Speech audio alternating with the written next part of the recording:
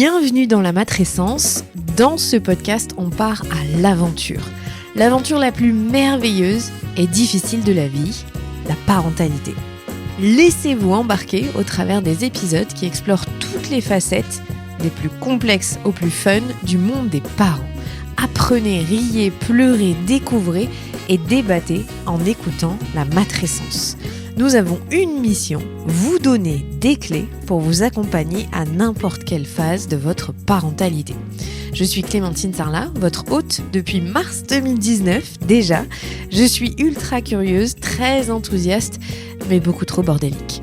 Je suis aussi maman de 3 petites filles qui m'aident à me remettre en question quotidiennement. Et dans une autre vie, j'ai été journaliste sportive à la télé et aujourd'hui, je vous aide à rayonner dans votre parentalité. Abonnez-vous pour ne rien rater. Allez, let's go! Pourquoi en veut-on si souvent à nos mères ? Pourquoi cette relation est à la fois si forte, si ambivalente et parfois si douloureuse ? Dans cet épisode, je reçois Claire Richard, autrice de Pardonner à nos mères. Elle y explore la notion de matrophobie. Si vous ne connaissez pas, ruez-vous sur cet épisode. C'est cette peur des filles de ressembler à leur mère et propose une autre lecture de cette relation à travers un prisme féministe. On parle de transmission, de colère, d'injustice, du poids du patriarcat et de ce triptyque essentiel, une fille, une mère et un système qui influence les deux. Un épisode profond pour comprendre cette relation autrement et envisager une forme de transformation sans nier la complexité ni la colère que peut contenir cette relation mère-fille. Je vous souhaite une très bonne écoute. Cet épisode, il est important. N'hésitez pas à le partager autour de vous. Vraiment, je voudrais vous dire merci d'être aussi fidèles à ce podcast et bienvenue à celles et ceux qui nous découvrent. Allez, je vous souhaite une très bonne écoute. Salut Claire. Salut Clémentine. Bienvenue dans la matrescence. Merci beaucoup. Avec plaisir. Alors, l'année dernière, j'avais enregistré un épisode qui s'intitulait « Et si c'était votre mère le problème ?» Et donc, je trouve que c'est une suite très logique aujourd'hui avec ton livre. Je le montre si vous nous regardez sur YouTube, qui s'appelle « Pardonner à nos mères », parce qu'on ne peut pas rester que sur le fait que nos mères peuvent être toxiques ou pas, d'ailleurs, c'est chacune son histoire. Et aujourd'hui, tu t'intéresses, toi, dans ce livre, à la relation complexe, ambivalente entre les mères et leurs filles, mais avec un côté très sociologique et d'explication. Donc tu vas nous parler lié à notre contexte social. Mais déjà, ma première question, c'était comment ton enfance ? Et mon enfance, c'est pas simple de répondre. Parce qu'en fait, je crois que j'en ai pas tant de souvenirs que ça. Après, c'est pas non plus, tu vois, une amnésie... Et en fait, c'est plutôt que... j'hésite à répondre parce que je me demande si ce que j'en pense aujourd'hui n'est pas une sorte de reconstruction a posteriori, parce que je pense que, en fait, il y a eu toute une phase qui était chouette, sympa, avec, tu vois, des copines, de l'énergie et tout ça. Et j'ai l'impression qu'il y a quelque chose qui s'éteint un tout petit peu vers la fin du primaire. Et que après, les sensations que j'ai commencé à ressentir liées à l'endroit où j'ai grandi, qui était un appartement en banlieue parisienne, de quelque chose de très mortifère, tu vois, de très pesant, de très figé, qui est quelque chose que j'ai ressenti très très très longtemps. Et quand j'en parlais avec ma psy, c'était toujours ces images-là qui revenaient. En fait, j'ai un peu la sensation qu'elles correspondent à quelque chose de réel, tu vois, qui tient au moment de l'adolescence. Au moment aussi où mes parents quand même s'éloignent pas mal l'un de l'autre, et que c'est venu un peu recouvrir quelque chose qui était probablement beaucoup plus joyeux, tu vois, et moins triste qu'avant. Mais ouais, c'est un peu ça. C'est un peu ça. Une enfance beaucoup dans les livres aussi, quand même pas mal. Ouais. Mais je suis sûre qu'on fait toutes et tous ça, de reconstruire un peu ce qu'on a eu comme enfance. C'est quand on a des frères et sœurs, c'est très drôle. De discuter avec son frère ou sa sœur. Avec ma sœur, à chaque fois, je dis, mais on n'a pas vécu la même enfance du tout. Ça. T'étais dans notre famille ou pas ? On fait avec ce qu'on a. Hein.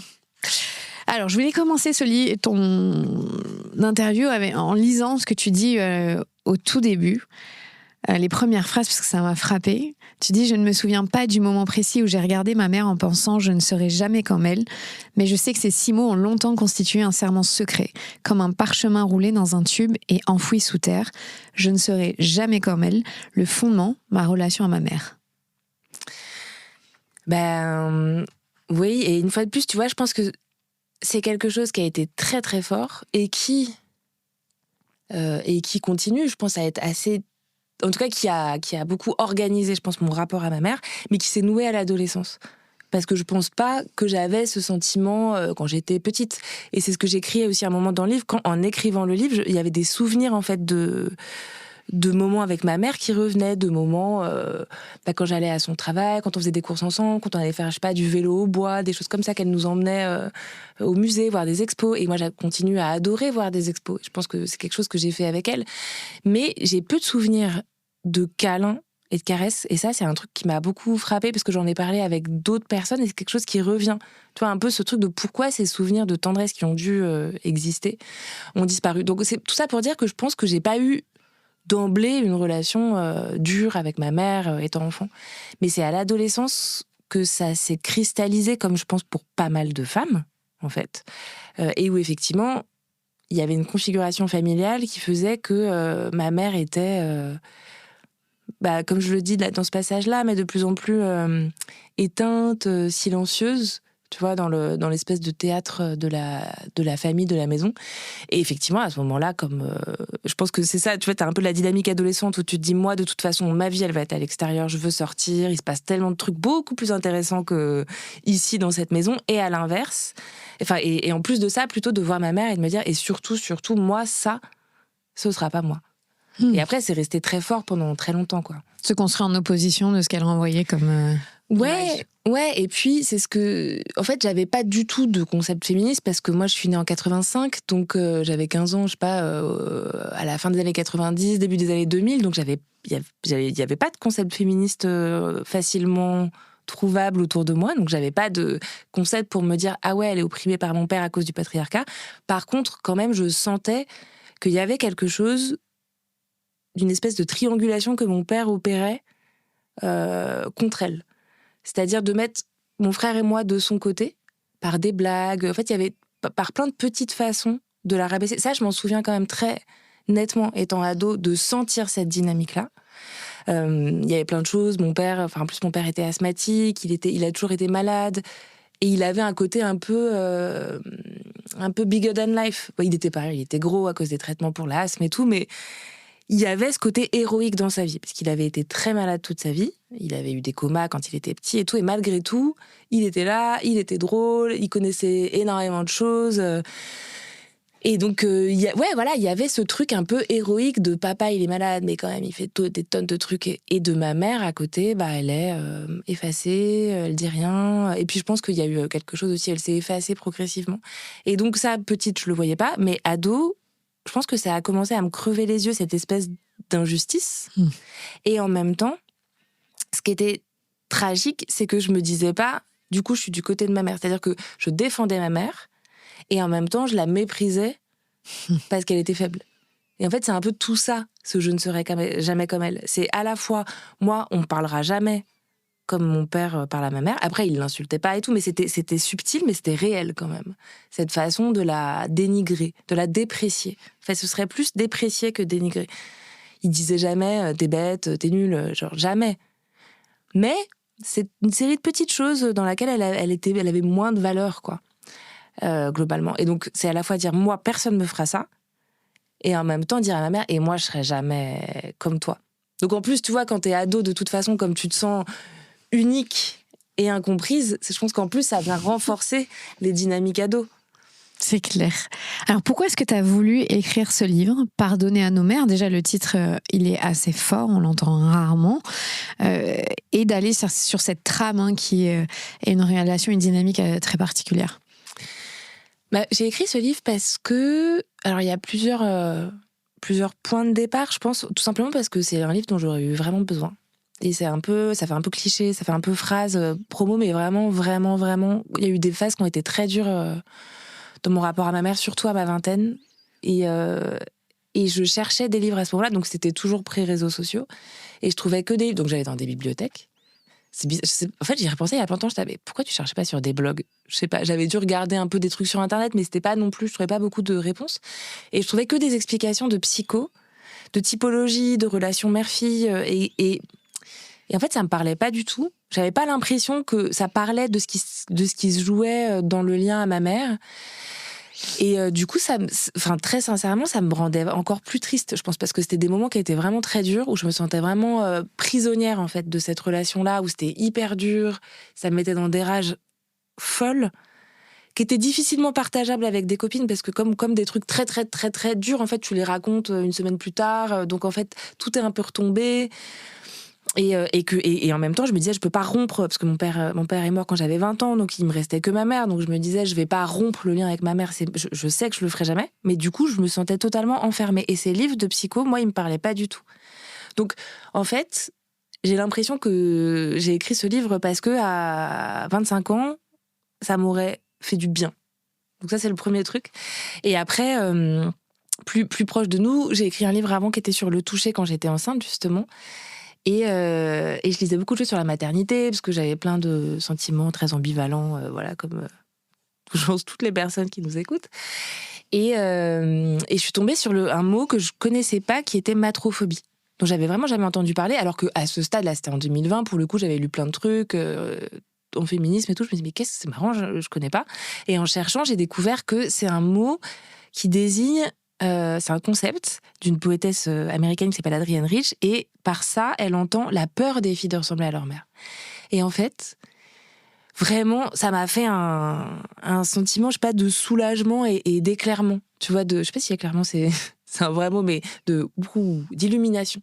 Parce que c'était pas, voilà, et justement, elle dit pas, c'est pas pour des dimensions psychanalytiques, psychologiques et tout, c'est parce que dans un monde patriarcal, la mère incarne aux yeux de la fille ce qu'il attend. En fait, donc il y a une citation hyper belle, mais elle dit en gros, c'est la mère qui montre à la fille toutes les compromissions qu'il attend, en gros, dans le monde patriarcal. Et là, en fait, soudain, c'est pas, je me disais, ben oui, c'est exactement ça. Moi, alors après, il y a plein d'autres choses plus biographiques, plus propres à l'histoire de ma famille et tout, qui sont venues s'agréger autour de ce grand axe-là, mais quand même, c'était central. Et donc, je me suis dit, en fait, ce mot, il faut le faire connaître. Donc ça, c'était vraiment ça, me dire, moi, ça m'a... Même en fait, aujourd'hui, tu vois, je pourrais plus te redire qu'est-ce que c'était comment dire, je peux même plus penser ma relation à ma mère sans ce mot-là. Tellement il est venu soudain, tu sais, comme je sais pas, tu sais, une forme de rangement dans laquelle soudain tous les cubes rentrent, et t'es là, bah oui, en fait, c'était ça. Donc ça, et je me suis dit, très bien, ça va faire ça probablement à d'autres gens. Et après, j'ai un peu hésité, je te fais la version longue, mais j'ai un peu hésité parce que je me disais, c'est quand même triste, la matrophobie. Et est-ce que j'ai envie de passer 2 ans, parce que c'est long d'écrire un livre, à mariner dans ces trucs tristes. Et en discutant avec Victoire Toyon, qui est la directrice de la collection Les Renversantes, elle me dit, moi, je cherche quelque chose sur la question du pardon. Donc là, on a fait, mais Eureka, lions les deux, parlons de ce concept, mais en même temps, ouvrons sur qu'est-ce qu'on en fait. Et voilà. Et là, du coup, c'était joyeux, parce que moi, j'aime bien la théorie, vraiment, et donc j'avais envie de parler de ça, pourquoi le féminisme, on n'a pas parlé, qu'est-ce que ça produit pour nous, et en même temps, c'était super de se dire, bon, c'est pas non plus un livre où on va le fermer en se disant, on est bien dans la merde. Est-ce que tu peux nous réexpliquer ce que c'est la matrophobie? Attends, si j'ai bien compris, c'est la peur des filles de devenir comme leur mère. Exactement. Donc c'est Adrienne Rich, qui est une poétesse américaine, qui est lesbienne, dans un livre de 1976 qui s'appelle Naître d'une femme, et qui vient d'être traduit aux éditions Hors d'Atteinte. Et en gros, à ce moment-là, elle est pas encore lesbienne, elle vient d'avoir 2 enfants, et elle a eu une espèce d'expérience de maternité compliquée, très ambivalente. C'est les années, je pense, 50. Elle est femme d'universitaire, donc elle prend un peu de plein fouet le côté institution de la maternité. Et dans ce livre très beau, elle essaye d'analyser à la fois l'expérience de puissance que ça peut être pour une femme d'avoir des enfants, et tous les possibles créatifs, je sais pas, d'inventions qui vont avec ça, et en même temps la façon dont l'institution de la maternité, telle qu'elle est contrôlée, construite par le patriarcat, rend ça difficile, et voire impossible à des endroits. Donc c'est hyper beau, parce que c'est pas du tout un livre que de critique de la maternité, pas du tout. Et donc là-dedans, elle fait une espèce de retraversée hyper brillante, en passant par la psychanalyse, l'histoire et tout, et il y a un chapitre sur la relation des filles à leur mère. Et là-dedans, elle parle d'elle, elle dit, c'est le chapitre le plus difficile pour moi à écrire, j'ai plein de notes, mais j'arrive pas, je recommence, parce que c'est brûlant, et c'est très fort aussi d'entendre, enfin moi ça m'avait vachement touchée, parce que le livre, vraiment, il date de 1976, et elle, à ce moment-là, cette adolescence-là, elle est encore derrière elle, mais ça fait vachement écho. Et donc, elle dit, c'est ça qu'elle elle se demande, comment à l'adolescence elle en vient exactement ça, à voir sa mère et à se dire moi je serais une femme mais pas comme elle.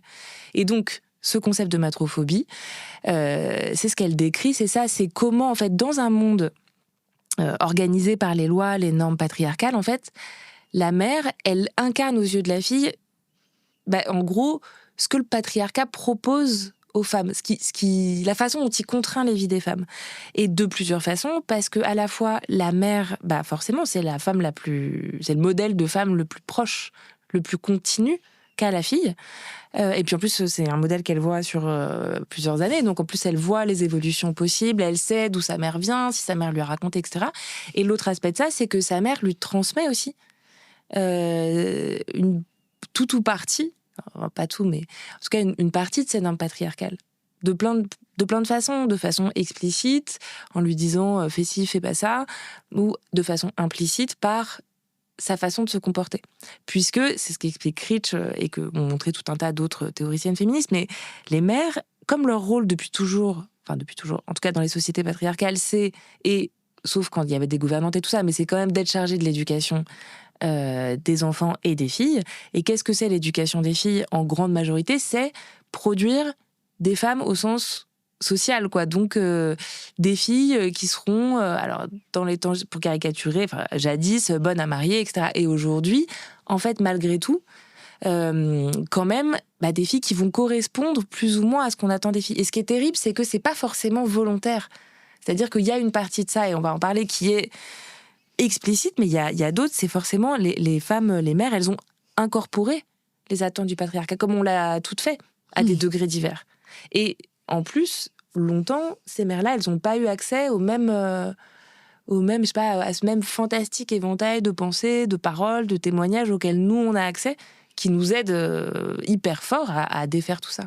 Donc, la matrophobie, c'est vraiment tout ça. C'est à la fois ce sentiment, c'est ça que je trouve très fort, c'est que ça décrit un sentiment, donc un truc qui est hyper viscéral, en fait, et en même temps, ça en propose une explication politique. Et un autre aspect de ça, c'est qu'elle dit, et ça m'avait aussi vachement marqué, dans cette matrophobie, il y a de l'ambivalence. Parce que c'est pas juste, du coup, tu peux rejeter et partir telle une cow-boy sur la route de ta féminité. Elle dit, en fait, la fille, ce rejet-là, il est ambivalent parce qu'elle sait aussi qu'elle-même est une femme et qu'il y a quand même quelque chose où elle se retrouve, elle se voit dans sa mère. En tout cas, il y a la crainte de devenir comme sa mère. Et elle dit c'est aussi ça qui la différencie du garçon. C'est-à-dire, bien sûr que les fils aussi reçoivent des injonctions patriarcales aussi par leur mère, mais enfin, c'est des garçons et donc leur sort de genre, entre guillemets, ils savent quand même que c'est pas celui-là. Et donc c'est ça que je trouve aussi très fort, c'est de dire l'ambivalence, elle est un peu centrale là-dedans. Parce qu'on est rattaché par plein de fils à ça, même en le rejetant. Tu dis d'ailleurs dans ce livre, en fait, on se rend compte qu'il y a la relation mère-fille, mais en fait, c'est un triptyque.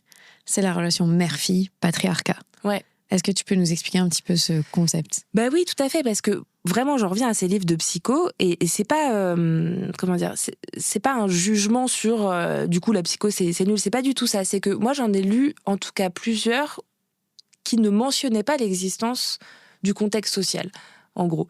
Alors, juste pour reprendre dans ton livre, tu parles beaucoup de psychanalyse. Oui, c'est ça, de psychanalyse. Sur la psychanalyse, où il y a vraiment des concepts un peu dépassés, de fusion, de soi-disant la fille qui veut prendre la place de la mère, ce genre de choses, et où, comme tu dis, jamais on explique qu'il y a un contexte social. Oui, c'est ça. Et en fait, moi, c'est vrai que ça me parle pas du tout, mais alors vraiment pas du tout, mais y compris une explication psychologique qui ne prend pas en compte le contexte social. Je pense pas du tout que le contexte social, ça suffise à expliquer qui on est, loin de là.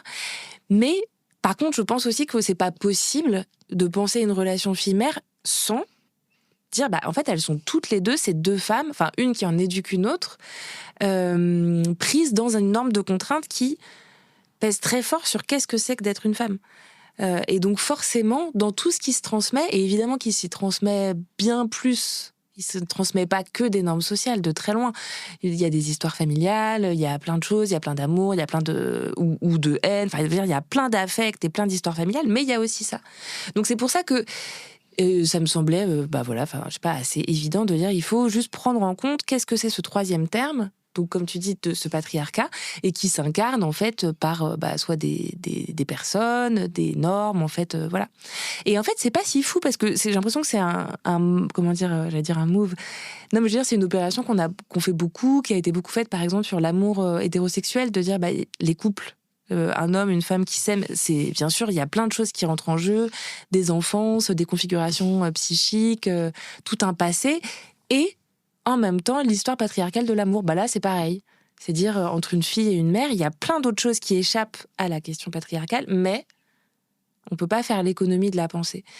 Et ouais, c'est ça. Et donc, en fait, quand on lit ton livre, on se dit, bon, peut-être qu'on est aussi un peu dur avec nos mères. Moi, je pense que je peux faire cette analyse de me dire, je vais être plus dur avec ma mère qu'avec mon père. Oui. Alors, je sais très bien que ma mère a fait plus d'efforts, a passé plus de temps, a sacrifié plus de choses pour nous. Mais intuitivement, on est un peu amené à être, comme tu disais, un peu à dire, ouais, le père, pas le glorifier, mais ici un petit peu quelque part, ouais.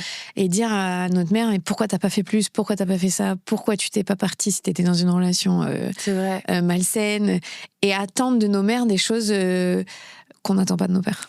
Ouais, mais tout à fait. Et ça, c'est vraiment quelque chose que je trouve hyper tragique. Faut mettre un petit peu de côté le cas, mais peut-être on pourra y revenir après ou pas, mais des mères qui sont maltraitantes, parce que peut-être un truc qu'il faut que je précise, c'est que le livre, donc je l'ai fait à partir d'un appel à témoignages qui était assez large. On a reçu plus de 150 réponses. Elles sont donc il y a une forme d'homogénéité. On peut pas dire que c'est sociologiquement toute la population française. Il y a une surreprésentation plutôt des classes moyennes, etc. Mais ça fait quand même pas mal de réponses.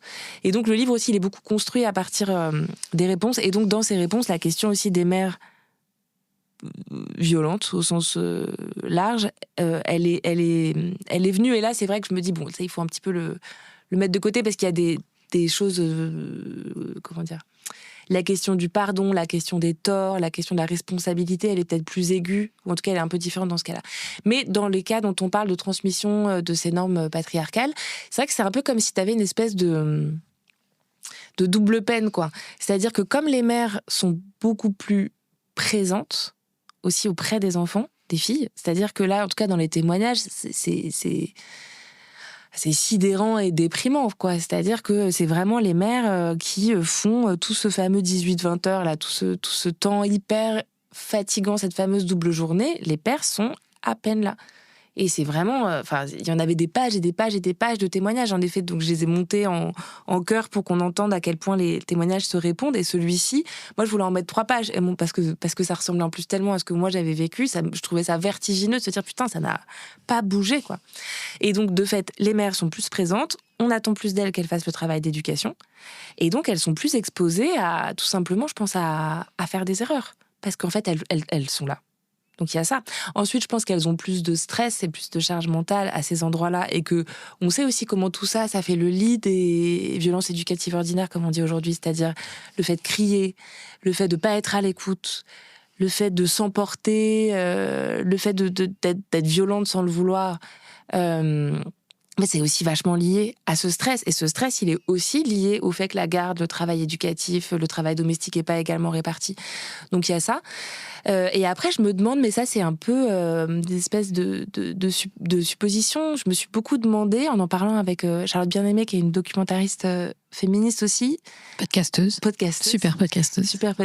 On se demandait, mais comment ça se fait qu'on se souvienne pas des gestes de nos mères ? Parce qu'on avait eu cette conversation ensemble. On se disait, mais c'est fou, parce que moi, c'est pareil, je me souviens des gestes de chaleureux de mon père. Ah ouais, Et pas de ta mère ? Et pas de ma mère. Alors, peut-être, je pense que ma mère, elle n'est pas très tactile, je pense que mon père l'était plus, mais je me dis, il y a forcément un biais mémoriel, de sélection mémorielle. Et Charlotte, il y avait quelque chose de similaire. Et donc, on se demande, est-ce qu'il n'y a pas quelque chose où, en fait, d'une mère, c'est banal, et donc, t'attends d'une mère, tu vois, qu'elle te touche, qu'elle te... câline, en fait, tu t'en souviens pas. Réconfort. Exactement. Alors que le père étant moins présent, peut-être que tu t'en souviens parce que ça arrive moins souvent. Et donc, et un dernier truc aussi pour continuer à dire pourquoi vraiment sur les mères s'empilent beaucoup de choses, c'est aussi que, tu le sais, vous en avez parlé 1000 fois, mais il y a ce fameux fantasme de la bonne mère. Qu'est-ce qu'on attend d'une mère ? Justement, cette disponibilité, cette cette disponibilité affective, ce soutien constant, continu, etc. et idéal. Cette douceur, gentillesse. Et puis surtout cette disponibilité affective, tu vois, ce truc de soutien, qu'elle soit là et qu'elle sache effectivement t'entendre et te soutenir et t'aimer. Et on n'attend pas la même chose du père, c'est-à-dire qu'il n'y a pas l'équivalent du fantasme du bon père. Là, on voit le père solide, voilà. Le bon père, c'est le patriarche. Ouais. Non, mais dans l'imaginaire collectif, c'est celui qui ramène de l'argent, qui met un toit sur la tête de sa famille, mais qui n'a aucune implication émotionnelle particulière. C'est ça, il n'est pas en soutien. Exactement. On n'attend pas de soutien du père. Exactement. Et donc, en tout cas, c'est des analyses que j'avais lues de psychologues qui ont travaillé sur ce fantasme de la bonne mère, notamment une américaine qui s'appelle Paula Kaplan, et elle dit, ce qui est terrible, c'est que du coup, ce fantasme de la bonne mère, il affecte aussi les filles. Et que donc, elles comparent l'image de la bonne mère qu'elles ont et leur mère réelle, qui évidemment n'y correspond pas, puisque personne n'y correspond, et elles en veulent à leur mère. Donc je trouve ça intéressant. Et après, je pense que ça n'empêche pas de dire que les mères, en transmettant les normes patriarcales, font du tort à leurs filles aussi. Et c'est ça que je trouve intéressant, c'est d'arriver à penser, comme tu dis, le fait qu'on leur reproche beaucoup, qu'elles sont à la convergence de plein d'accusations, et en même temps de dire... Et elles font aussi du tort. Mais parce que le patriarcat, ça affecte tout le monde, quoi, et qu'il n'y a pas, on n'est pas noir et blanc. Mais c'est ça aussi que je trouvais super intéressant intellectuellement, parce que tu te dis, surtout quand toi t'es mère, toi, où tu vois très bien comment tu peux. Je donne un exemple parce que ça m'avait vachement marqué. Par exemple, donc sur ce fantasme de la bonne mère, il y a une femme qui témoigne et elle dit, moi quand j'étais petite, j'avais des facilités ou pour, par exemple, je sais plus si c'est du théâtre ou de l'opéra ou de la chorale. Et donc, mes profs m'encourageaient à aller dans un conservatoire régional, mais c'était loin. Et il aurait fallu que ma mère m'emmène le samedi. Et ma mère a dit non. Et donc, du coup, j'ai l'impression qu'elle n'a pas soutenu, alors je sais plus comment elle le dit, mais en gros, elle a le sentiment de ne pas avoir été soutenue dans l'épanouissement de dons artistiques. Et moi, comme mes parents n'ont pas du tout soutenu non plus l'écriture ou quoi, personne faisait ça dans ma famille, machin, je m'identifie vachement à ça. Je vois ce que ça peut créer de blocage, de sentiments tu vois, d'illégitimité, de peur et tout. Et en même temps, étant mère, je me dis aussi, mais je comprends tellement l'idée de pas passer tes samedis après-midi alors que tu fais des semaines de dingue à transporter tes enfants et pas avoir de temps pour toi. Et donc, c'est vrai que tu te dis un peu, il y a une sorte de double impossibilité. Et après, parce que comme j'ai la chance d'aller en librairie en ce moment, du coup, je continue à réfléchir avec les questions et les gens et tout. Et c'est vrai que je me disais, mais en vrai, le troisième terme, c'est partager ça, en fait. Où est le père à ce moment-là ? Et où est-ce qu'il n'y avait pas moyen, en fait, de se dire, on va s'organiser avec d'autres parents, et en fait, du coup, ce sera un samedi sur 4, et en fait, du coup, ça devient gérable. Mais on en revient à ça, montrer que les conditions de la maternité telles qu'elles ont été beaucoup faites, c'est-à-dire quand même dans une espèce de truc très solitaire et pas... Et sacrificiel. Rend la chose à plein d'endroits impossible et fait souffrir les filles aussi. Et c'est marrant parce que tu vois, j'ai plusieurs fois fait des conférences sur la gestion du temps, la charge mentale. Moi, je dis la surcharge mentale parce qu'on a forcément de la charge mentale quand on est mère, quand on est parent. Et à chaque fois que j'interroge les parents solos, qui sont quasiment que des mères solos, est-ce que vous savez demander de l'aide ? Chaque fois, on va dire 80%, me disent non. Et en fait, c'est le serpent qui se mord la queue, parce que c'est des personnes qui ont encore plus besoin d'être déchargées et à qui on n'a pas appris à demander de l'aide, à qui on a mis sur les épaules ce poids de il faut tout faire toute seule. Et encore plus si tu as choisi de te séparer et d'assumer d'être seule.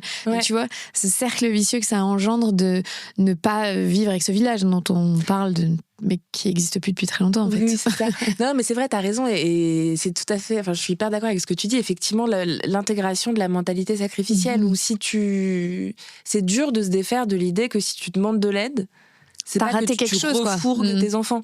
Non, alors qu'en fait, c'est pas ça, c'est distribué, mais c'est dur.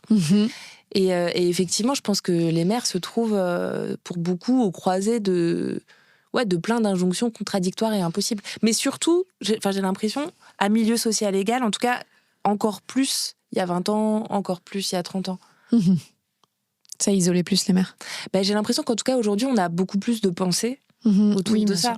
Pour se dire, ok, je pète les plombs, mais bon, il y a plein de meufs qui sont dans ma situation, qui expliquent pourquoi, et même après, de réflexion sur l'éducation féministe, c'est quoi, Et je pense qu'il y a nos mères aussi, elles étaient à un moment où il y avait vraiment très peu, je pense, de pensées accessibles autour de ça, sauf à des militantes. Moi, ma mère, elle n'était pas militante, elle n'était pas féministe, c'est avant Internet, enfin c'est con, mais...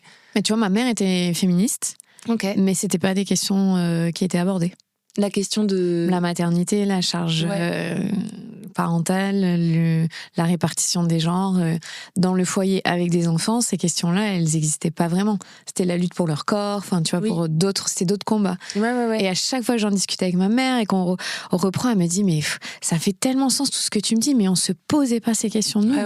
C'était un impensé. Et longtemps, la maternité a été un impensé quand même des combats féministes. C'était un peu un angle mort. Et toi, tu le dis aussi d'ailleurs que ce sujet-là, c'est aussi un impensé et un angle mort du féminisme. Est-ce que tu peux l'expliquer pourquoi ? Alors, j'ai que des hypothèses. Moi, je pense, et c'est ça, ce qui rejoint ce que tu viens de dire, c'est qu'il y a peut-être un effet, je sais pas, d'urgence stratégique.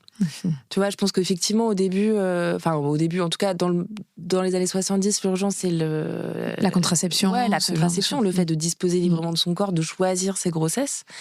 Et ça a été quand même un combat de haute lutte et tout. Après, il y a un moment plus réappropriation de la maternité sur le mode... Plus, je pense là, pour le coup, comme dirait Rich, se réapproprier l'expérience. Donc c'est vraiment... la puissance, le féminisme un peu, comme on dit, un peu essentialiste, un peu naturaliste, sur du coup la puissance d'enfanter, tout ça, où il y a moins de place pour la difficulté. Et c'est vrai que c'est la question de...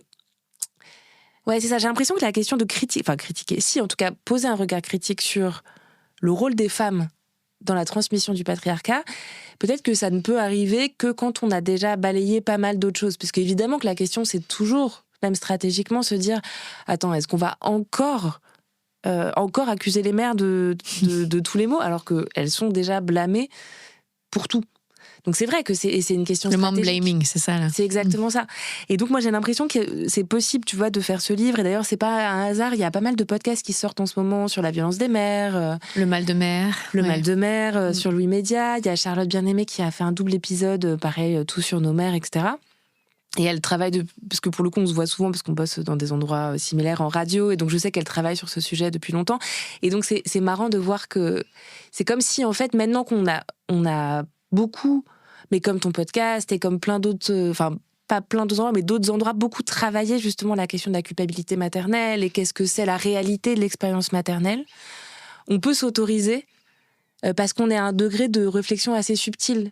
Tu vois, je pense que c'est possible de se dire bon, il y a tellement de réflexions avant qui ont complexifié, montré la réalité, une fois pas, c'est ce que je dis, de l'expérience, que on peut le dire sans en se disant que les gens vont pas penser qu'on critique les mères. Tu vois, je pense qu'il y a un truc un peu comme ça. Et il y a un écho là-dedans, c'est un peu, de ce que j'en comprends, un écho avec la difficulté de penser la violence des femmes et de la violence des mères. Et Colleen Cardy, qui est une sociologue, dans l'intro d'un ouvrage collectif sur la violence des femmes, elle le raconte bien, ça. Elle dit, chez les féministes, c'est compliqué à penser, parce que, en gros, il y a une question stratégique de dire, en fait, la majorité des violences, elles viennent des hommes. Est-ce que vraiment on veut se concentrer sur ce phénomène qui est en fait minoritaire? Et c'est pareil, de fait, les violences domestiques, etc., c'est quand même en immense majorité le fait des hommes. Donc voilà. Et une autre qui est de dire, et là c'est intéressant, c'est presque un débat théorique sur, en fait, est-ce que les femmes sont responsables ou est-ce qu'elles sont victimes du patriarcat?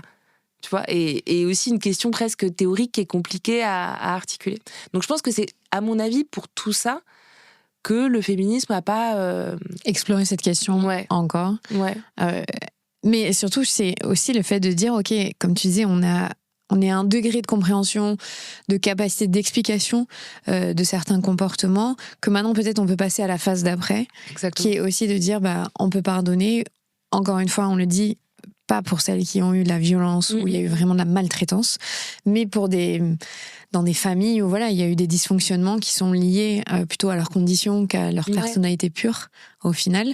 Et comment on fait pour pardonner et comment on avance sur cet angle-là. Et ce que je trouvais intéressant aussi, c'est que tu t'expliques que il y a beaucoup de colère envers nos mères. La colère envers nos pères, elle est différente parce que c'est plutôt la colère de l'absence ou de la violence. Mais qu'envers nos mères, la colère, elle est plus insidieuse, elle est plus complexe, parce que c'est ce que tu dis au tout début, je veux pas être comme elle, mais je sais pas trop expliquer ce que c'est. Et que cette colère, elle peut s'exprimer en rage à des moments, et qu'on a du mal à la nommer, en fait. On a du mal à comprendre le mécanisme de colère qu'on peut avoir envers nos mères. Ouais, c'est très juste. J'ai l'impression qu'il y a cet affect de colère et qui existe aussi probablement chez des mères. C'est l'américaine Bethany Webster qui parle de, comment elle dit, en anglais, mother wound, blessure de la mère. Ouais, voilà. Et elle dit, en fait, c'est la rage des mères qui tient à tous les sacrifices qu'elles ont dû faire, les compromis et tout, dans un monde patriarcal, mais pour lequel elles n'ont pas d'endroit où elles pourraient le déverser et l'exprimer. Et donc cette colère-là, elle se reporte sur les filles. Et je pense que c'est... Une fois de plus, c'est pas une clé universelle, ça marche pas du tout pour toutes les relations. Moi, par exemple, je pense que ma mère, j'ai jamais ressenti de colère ou de rage à mon égard. Mais ça revient dans pas mal de témoignages. Donc c'est intéressant, je pense qu'à mon avis, cette rage-là qu'on entend, et j'ai l'impression qu'elle n'existe pas sous ces termes-là. Alors pareil, c'est des grandes généralités, mais entre les hommes et entre les pères et les fils, il y a plein d'autres choses fuckées, ça c'est sûr. Je fais une digression, mais quand tu regardes Top Chef, ils sont tous là à vouloir épater leur père. Les cuisiniers, c'est tous des espèces de figures paternelles de substitution. Ils ont tous un rapport. C'est vraiment une digression. Mais parce qu'à chaque fois, je suis là, wow. Mais en tout cas, cette rage, je pense qu'à mon avis, c'est aussi cette espèce de sens. Ça tient au fait qu'à travers la mère ou la fille, c'est d'autres normes, d'autres structures plus larges, et qu'il y a un effet d'impuissance, tu vois, à constater, je pense, l'injustice et en même temps une forme d'impuissance face à ça. Ça, je pense que c'est...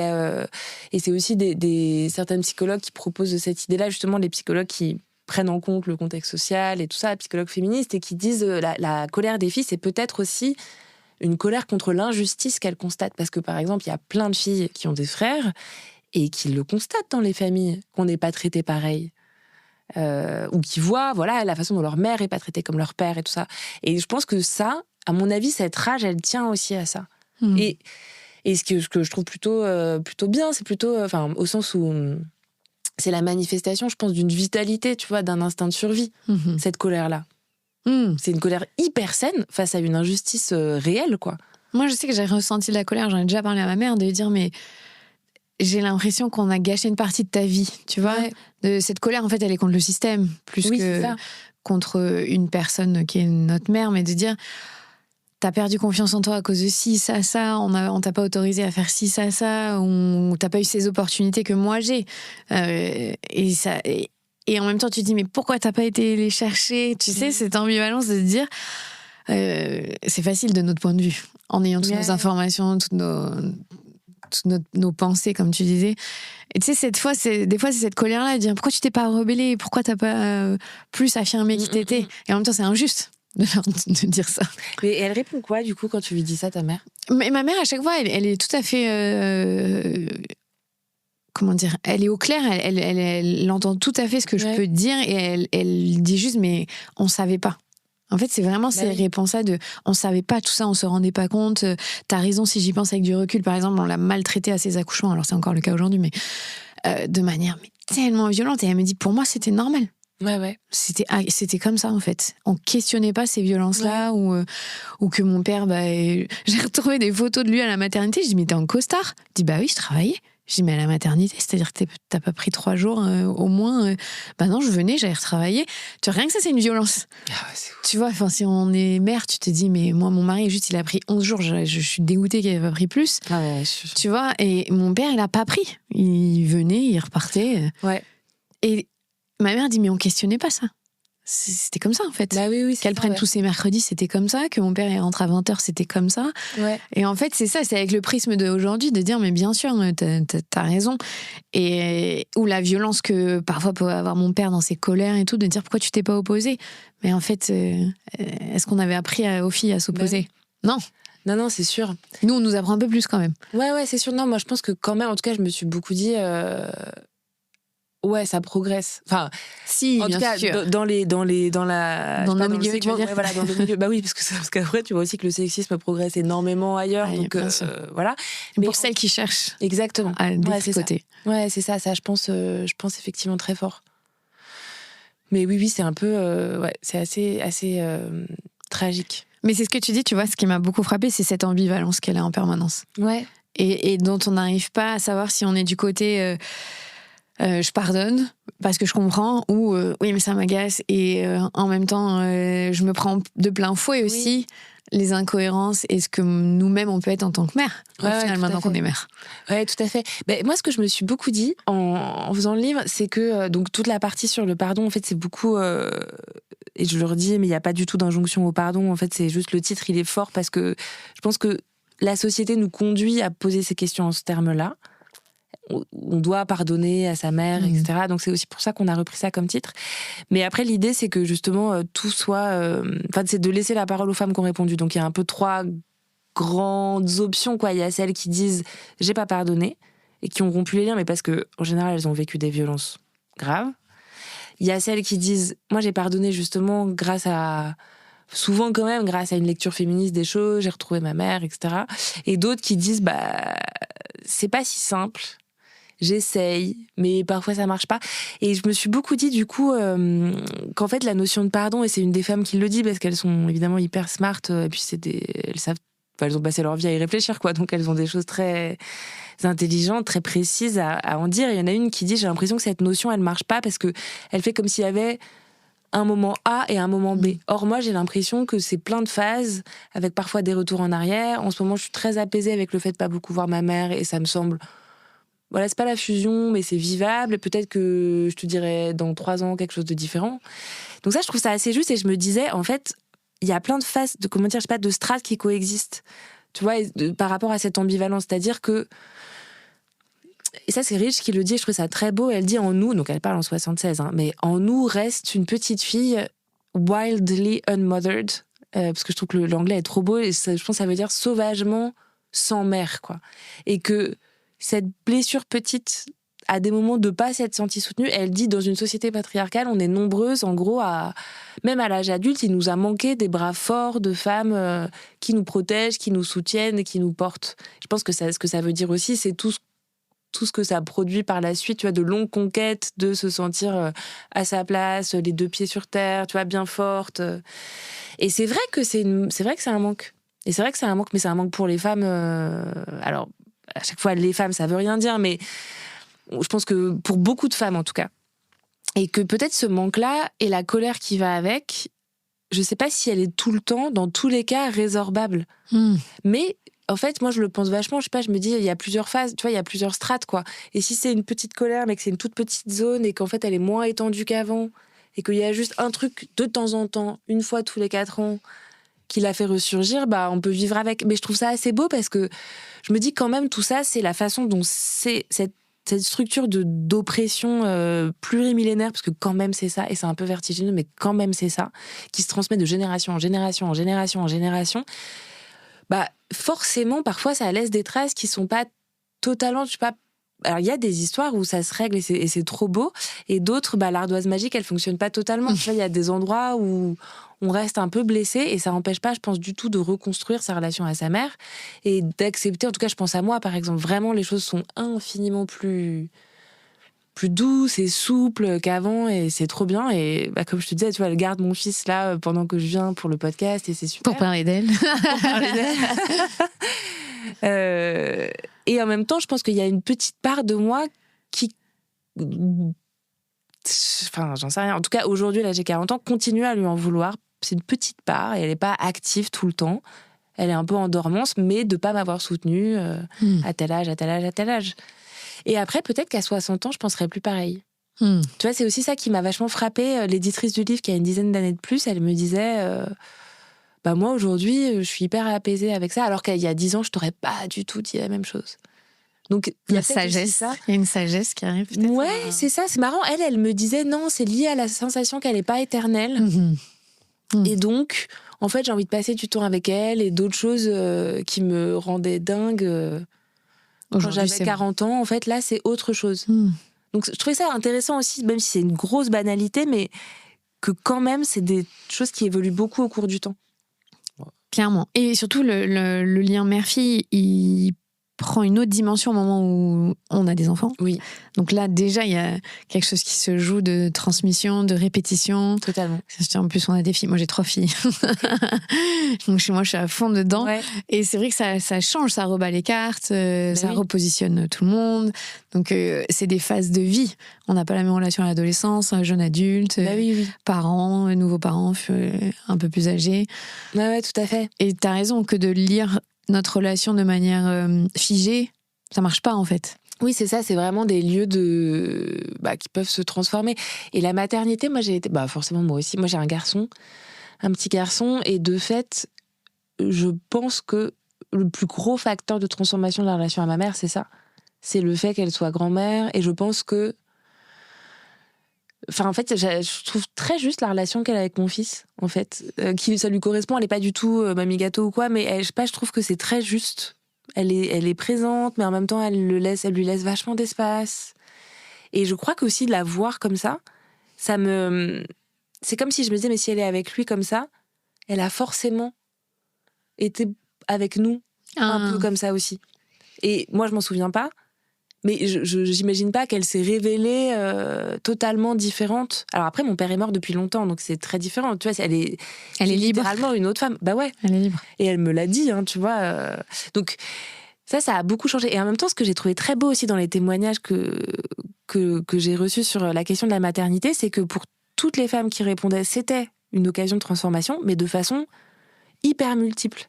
C'est-à-dire que tu avais des femmes qui disaient moi j'ai vachement souffert de la relation à ma mère, je n'ai pas d'enfant à cause de ça, et je suis hyper contente de mon choix. Et d'autres qui disaient moi j'ai hyper souffert de ma relation à ma mère, et j'ai 3 enfants parce que je voulais connaître l'amour maternel, et ça m'a réparée, et j'adore mes enfants, et c'est merveilleux de connaître ça, et donc je sais que c'est possible et tout ça. Et en fait c'est ça que je trouvais très beau, c'est que là, c'est une occasion de transformation, mais de façon pas du tout prédictible. Tu vois, parce que c'est aussi quelque chose, des questions que j'ai entendues là, depuis la sortie du livre, souvent de femmes qui se demandent si elles veulent des enfants, et qui disent ouais, mais j'ai peur de reproduire. Et moi aussi, j'avais hyper peur. Et j'ai été hyper soulagée d'avoir un garçon. Et ce qui m'a vachement interrogée, parce que je me disais, mais quand même, t'es féministe, c'est un peu. Mais je sais que mais c'était hyper fort et hyper instinctif comme sentiment, un soulagement immense. Et qui m'a surprise, tu vois, je m'attendais pas, je pensais pas, je m'étais dit non, ce sera super les deux.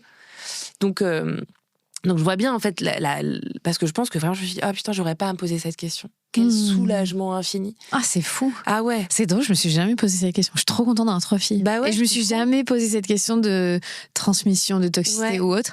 Mais en lisant tout le livre, je disais, quand même, j'ai 3 filles, il faut que je fasse attention. Oui, c'est vrai que le livre met un peu la presse sur. Non, mais de me dire ça, comment elles vont. Plutôt. Ouais, exactement. Comment elles vont avoir vécu leur enfance avec moi, ou leur relation à moi, ou. Ouais. Tu vois, de quelle manière elles vont venir me reprocher des choses, tu vois. Oui. Elles sont petites, donc j'y suis pas encore, mais ça m'a fait me dire ça. Et de me dire, mais bon, je suis jamais allée avec la peur de cette transmission mère-fille, mais parce que j'ai toujours une mère aussi qui adore les femmes, qui a toujours parlé bien des femmes, qui a toujours fait attention, je pense, à comment elle nous parlait, valorisait. Donc t'en parles beaucoup, il y a beaucoup de jalousie, de concurrence entre mère-fille que je connais pas, donc je pense que ça joue ça aussi. Oui, c'est vrai. J'ai pas connu du tout la rivalité ou jalousie, mais tu vois, ce truc un peu déprécié de peut-être pas du féminin, quoique peut-être un d'être petit peu. Une femme aussi, ouais, quand même. Et puis même un petit rapport à, tu vois, je sais pas, je me souviens en CM2, on m'avait prêté, ma meilleure amie qui était plus m'avait prêté des habits pour la boue, mais tu vois, qui était même pas particulièrement ado, mais qui était un peu différent de ma façon de m'habiller d'habitude. Et tu vois, il y avait un peu une sorte de réprobation là-dessus. Donc je pense qu'en fait, il y avait un peu une dépréciation du féminin, mais c'est marrant, je me le dis là. Et c'est très probablement tout ça qui a joué. Mais par contre, j'ai une belle fille qui est avec nous 1 semaine sur 2 et qui a 12 ans et demi. Et du coup, j'y pense aussi beaucoup, même si tu vois, c'est différent d'être belle-mère que d'être mère, je pense, dans l'impact de la transmission. Mais je me dis beaucoup que je suis une des figures de femme dans sa galaxie, tu vois, elle regarde, elle observe, qui fait quoi. Et donc, après le livre, j'y pense vachement à ce truc de l'égalité réelle, tu vois, ce qu'elle voit de ce que fait son père. Enfin, son père, il est hyper impliqué. Oui, évidemment, je dis oui, mais parce que sinon, j'aurais pas fait d'enfant avec lui. Mais Et en même temps, il y a des choses, tu vois, moi, je sais pas conduire parce que j'ai jamais appris à conduire, je sais pas bricoler. Et en fait, c'est T'es des parisienne, détails. non? J'ai grandi en banlieue parisienne, clairement. Mais en fait, j'y pense vachement après le livre, parce que ce que je me suis aussi beaucoup dit, c'est en fait, les enfants, et on le sait, hein, mais les enfants, ils retiennent ce qu'ils voient et pas beaucoup plus que ce qu'on leur dit. Donc si on leur parle d'égalité, mais qu'en fait, ils voient bien ouais, je sais pas, tu vois, que typiquement, c'est toujours leur père qui fait tout ce qui est bricolage et tout ça, le rapport à la force des femmes, c'est... Il est biaisé déjà. Ouais, non, mais je me le dis vachement, tu vois. Après, je me dis, bah oui... Moi, j'ai été socialisée comme une meuf dans les années 90, donc il y a des choses que j'ai pas rattrapées. Ouais. T'as retenu quoi de l'écriture de ce livre avec toutes les recherches que t'as faites, tu vois? Qu'est-ce que ça t'a... Est-ce que t'as eu un moment de te dire « Ah ouais, j'avais pas capté ça ».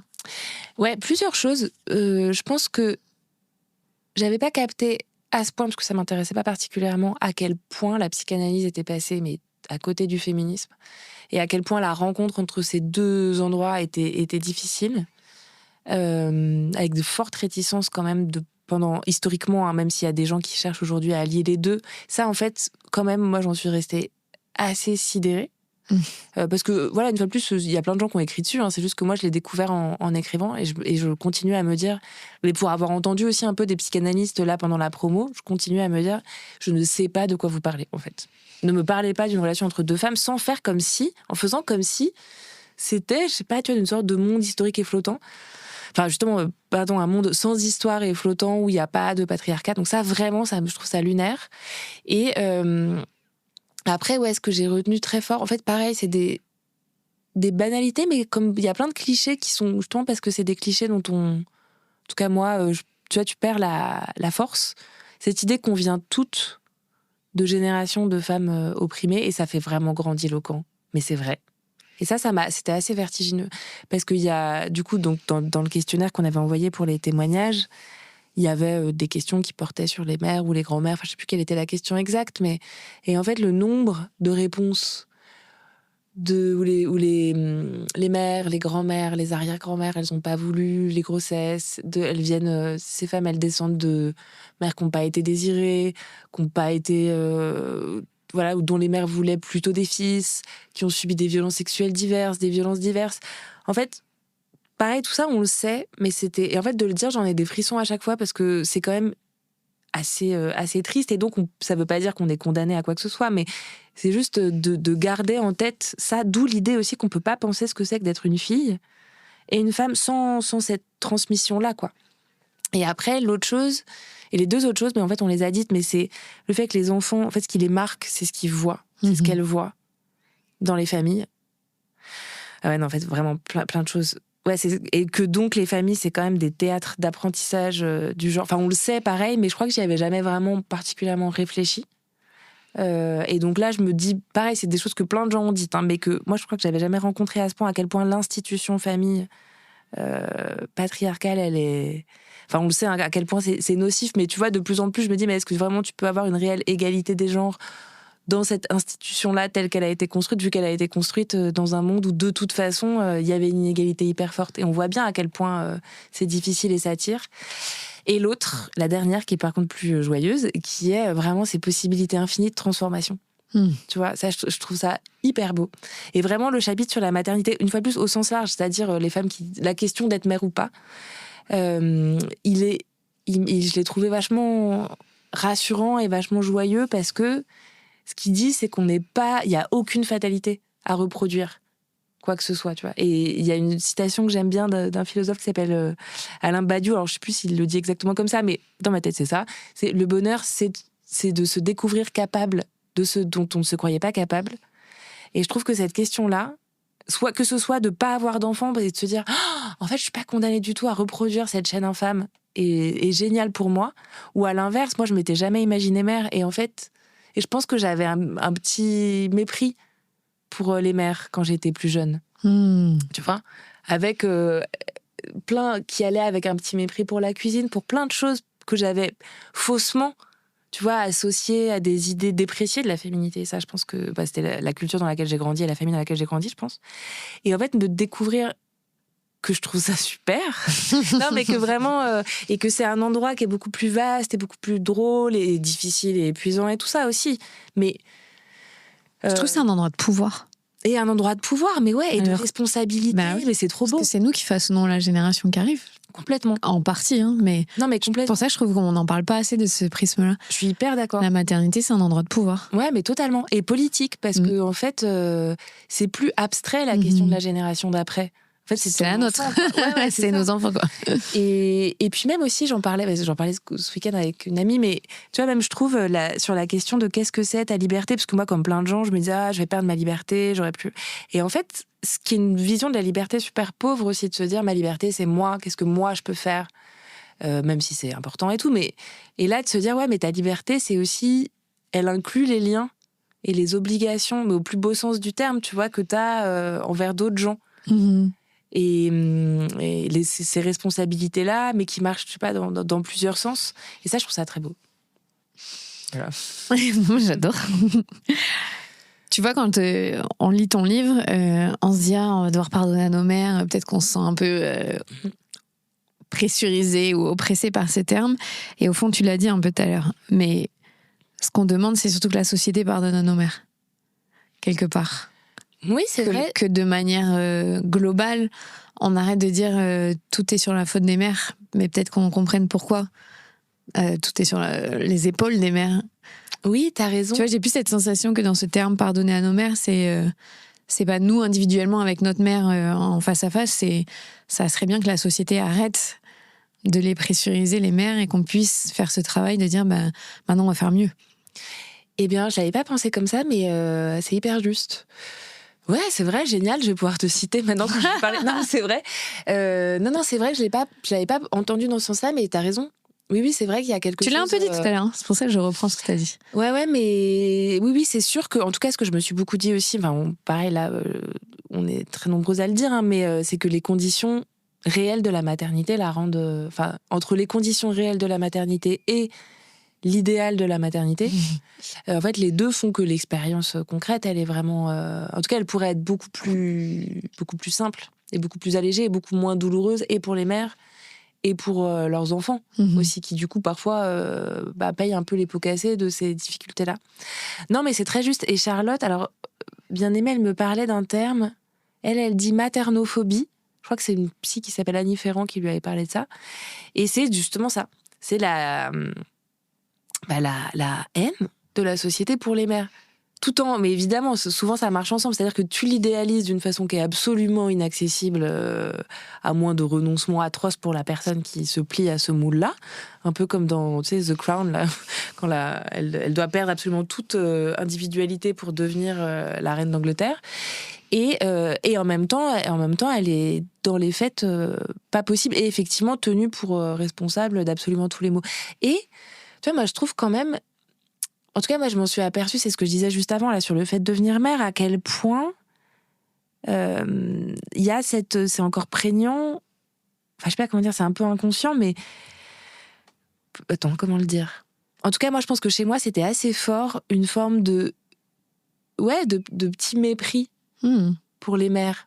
Mais quand j'étais plus jeune, tu vois, mais les mamans, avec ce truc que c'est un peu niais, c'est un peu nul, mais qu'en fait tu retrouves dans plein d'endroits de la société, la façon dont on traite une femme enceinte soudain au travail, ou soudain t'es ramenée à une espèce, comme si tu pouvais pas et être enceinte et continuer à tout tenir en même temps, c'est-à-dire soudain être rabattue sur une sorte de vision hyper étroite, alors que c'est très vaste, quoi, la maternité. Donc oui, si, je suis d'accord, tout à fait. Mais c'est hyper intéressant comme clé derrière ce titre. Je vais le reprendre. Non, mais parce que parfois... je pense que j'ai repris ce que tu as dit. Je pense que tu t'en es pas rendu compte. C'est une co-construction. Non, mais parce que parfois, on nous a dit... je dis nous, parce que Victoire et Karine aussi... donc Karine, qui est l'éditrice, Karine Lani, qui est l'éditrice du livre... on nous a dit, ah ouais, mais c'est encore une injonction... non, merci. Et je comprends qu'on puisse l'entendre comme ça, mais effectivement, c'était pas du tout l'idée. C'était de le garder très général, mais ouais, c'est intéressant d'ajouter cette dimension-là, tout à fait, ouais. De la société. Ouais. J'ai une dernière question. Ils sont où les pères dans le duo mère-fille ? Quel rôle ils jouent ? En tout cas, une fois de plus, dans les témoignages qui constituent la matière du livre, mais dans plein d'autres, ils sont pas là. C'est-à-dire que cette espèce de délire psychanalytique là, de le père intervient pour stopper la fusion entre la mère et la fille, qui est dangereuse, la mère et l'enfant, qui est dangereuse, parce que comme on le sait, les mères, elles ne veulent que étouffer leurs enfants. En fait, moi, dans les faits, j'ai l'impression que surtout, ils ont été longtemps absents, pas présents. Et après, tout ce qu'on disait plus tôt, quoi. C'est-à-dire, avec. Il y a une des femmes qui écrit: Mon père a eu le beau rôle, celui de l'absent. C'était fort, ça, que je l'ai lu. Ouais. Et c'est vrai que. Il a eu le plus beau rôle, elle disait même. Ouais. Ouais, c'est ça. Et tu vois, moi, je me suis aperçue en lisant le livre. Enfin, oui, aussi, en le relisant de nombreuses fois pour les épreuves, non, mais en l'écrivant, que mon père, il était jamais venu nous chercher à l'école. Et en fait, tu vois, je pense que je le savais, mais au moment. Parce que maintenant que j'ai un enfant, je vois ce que c'est, tu vois, de t'arrêter à 17h30 pour nanana. Et je me suis dit, mais jamais, entre eux, je sais pas, le primaire, le collège. Et en fait, c'est vertigineux, mais j'y avais jamais pensé, en fait, comme si c'était quand même, somme toute, assez naturalisé. Et encore aujourd'hui, moi, j'ai l'impression de devoir faire un effort de pensée assez conséquent. Bon, en plus, il est mort il y a longtemps, donc c'est encore un peu particulier, parce que ma relation avec lui, elle s'est arrêtée, en fait, en vrai, quand j'avais 20 ans. Donc, les choses étaient encore très... on n'a pas eu de débrief, en gros, de toute cette phase-là.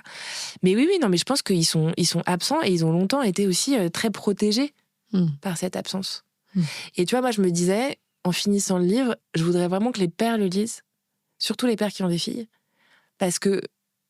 mais qui ont des garçons aussi, parce qu'en fait, ça concerne tout le monde, parce que justement, ce truc d'égalité réelle, tu vois, je me disais, il faut qu'ils le lisent pour voir ce que ça fait quand t'as une inégalité à la maison. Et en vrai, pour une fille, je trouve que c'est hyper dur, cette espèce de configuration affective où tu regardes ta mère, qui est le modèle de femme, et tu te dis, moi, je serais pas comme elle.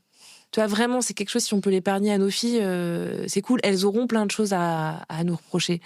Mais honnêtement, moi, ça me rend optimiste, une fois de plus, pas à l'échelle de la société tout entière, mais à l'échelle des parents qui se posent ces questions-là, parce que je pense qu'on a beaucoup plus d'outils, et que beaucoup des violences dont parlent les filles dans le livre, notamment autour de la transmission des normes sur le corps, sur la sexualité, sur le fait de prendre de la place, le fait de soutenir les filles, etc. Je pense que tout ça, on est beaucoup plus éveillé à l'impact que ça a sur les filles, et que on le fera moins. Je veux dire, je pense que vraiment, si on veut faire des éducations féministes, on va faire des erreurs, c'est sûr, mais franchement, je pense moins. J'avoue, j'espère que mes filles se diront pas, je veux pas être comme ma mère. Qu'elles me diront d'autres choses, tu vois, mais c'est je veux faire différemment, ou parce que ça peut prendre d'autres formes, en fait. Oui, c'est ça. Mais c'est quand même violent de dire je veux pas être comme ma mère. Bah ouais, c'est hyper violent. Ça implique plein de choses, comme tu dis, de dénigrement aussi, de nos mères. Et le but, c'est qu'on fasse mieux, de génération en génération. Ouais. Mais moi, j'y crois vachement. Tu vois, ouais, non. On va faire mieux. Oui, on va faire mieux. Parce qu'on a des outils. Pas parce que nos mères étaient moins bien. Parce que nous, on a des outils. Ouais, c'est ça, parce qu'on a des outils. Et parce que, c'est ça, parce je pense que vraiment, on hérite de... Je sais pas si héritage, c'est le bon mot, mais... En tout cas, de tout ce qui a été fait avant nous, quoi. On est quand même riche de tout ce qui a été pensé avant nous, et du coup, ça nous fait faire des grands bonds en avant, quoi, des grandes avancées, je pense. On n'a pas tout on n'a pas à inventer la roue, en fait. Non, c'est vrai. Et puis, il faut aussi le dire, parce qu'on n'a pas trop dit ça, mais là, on parlait beaucoup de normes hétérosexuelles. Oui. Aujourd'hui, il y a beaucoup de familles différentes de la famille nucléaire, donc on fait famille différemment, donc il y a aussi d'autres dynamiques, que ce soit les familles recomposées, les monoparentales, ou les couples LGBT, Q+. Bref, donc du coup, il y a d'autres modèles familiaux aussi, qui n'est pas juste papa, maman, enfant, donc ça aide aussi un petit peu à avoir d'autres visions de la vie. Ouais, mais je pense aussi à brasser... à faire passer de l'air et tout. Non, mais je pense... Enlever les carcans un peu dans lesquels on était. Oui, c'est ça. Moi, je pense que c'est ça qui m'a frappée, c'est que ça parle quand même de... Enfin, disons que j'ai l'impression d'avoir mesuré plus... quand même les libérations, même, tu vois, s'il y a plein de choses qui sont très lentes à bouger dans la société en général, les modes de garde, enfin, ces trucs très concrets, en fait, qui font que c'est toujours pas possible. C'est toujours très dur d'avoir deux parents qui travaillent et on le voit à quel point ça tiraille de tous les côtés, parce que ça n'a pas été conçu comme ça. Ça a été vraiment conçu pas comme quelqu'un travaille beaucoup, quelqu'un travaille moins et s'occupe des enfants. Et ça, on le sent. Donc ça, c'est dur, mais à l'inverse, quand même, sur les modes relationnels et la façon de parler aux enfants. Oui, si, c'est ça aussi. Quand on parlait de qu'est-ce que j'ai capté du livre, je pense que les questions dont on parle beaucoup en ce moment à juste titre de domination adulte et de la façon dont on éduquait les enfants, le livre, en fait, je pense qu'il parle aussi de ça. Et ça, voilà, on commence à... Disons plutôt les théories autour de ça, c'est de moins en moins limité à une toute petite frange de la pensée, quoi. C'est loin d'être mainstream, mais en tout cas, on en parle beaucoup plus. Et je pense que là-dedans, il y a aussi cette question-là, en fait, de la domination adulte. Mais c'est vrai qu'aujourd'hui, on commence à faire le lien entre les violences envers les femmes et les violences envers les enfants, la violence masculine de manière générale. Elle sera pas réglée tant qu'on ne parlera pas de l'enfance, en fait. Et de comment on élève nos enfants. Il y a un moment, la base, elle est là. Et c'est vrai que pendant très longtemps, ça a été compartimenté comme si ça n'existait pas, où on avait le droit de vie ou de mort sur nos enfants, c'est pas grave. C'est plus acceptable sur les femmes, les enfants, oui. Ouais, mais tout à fait. En fait. Et de la famille, heureusement, ça change. De la violence, quoi. Oui, de la relation. Du continuum de violence, des réflexions sur le poids, jusqu'aux violences les plus graves, quoi. Et ça, c'est vrai que c'est quelque chose auquel j'avais pas trop pensé. Mais aussi, tu vois, j'ai commencé le livre il y a 3 ans, peut-être un peu plus. Je pense qu'aujourd'hui, ce serait peut-être un peu plus central. Mais c'est super intéressant parce que même moi, j'ai l'impression que ma réflexion, tu vois, elle évolue. Si je le refaisais aujourd'hui, je mettrais plus de place sur les pères. Parce que là, ça y est, hein, mais bon, parce qu'il y avait aussi déjà beaucoup de choses à défricher. Mais si je devais le réécrire, cette question des pères absents, ça y est, hein, il y a un passage là-dessus, il y a une section là-dessus, mais je pense que je le creuserais plus et je creuserais plus la domination adulte. Mais très bien, parce que du coup, c'est juste un jalon parmi plein d'autres livres qui vont arriver derrière. Enfin, pas les miens, mais ceux d'autres genres, donc c'est super.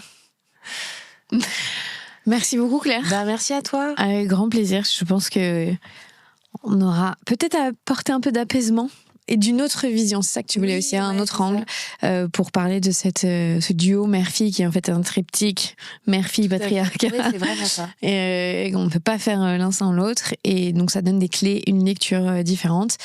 Et merci pour toi. Merci à toi pour ça. Ouf, je vais y arriver. Merci beaucoup. Merci à toi.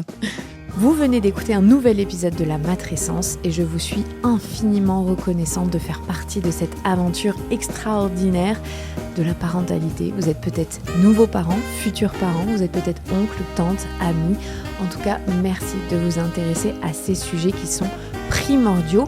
Et pour ça, vous pouvez surtout faire quelque chose, partager ces épisodes autour de vous parce que ça a un impact immense pour la société si on veut construire quelque chose qui nous ressemble. Merci, prenez soin de vous.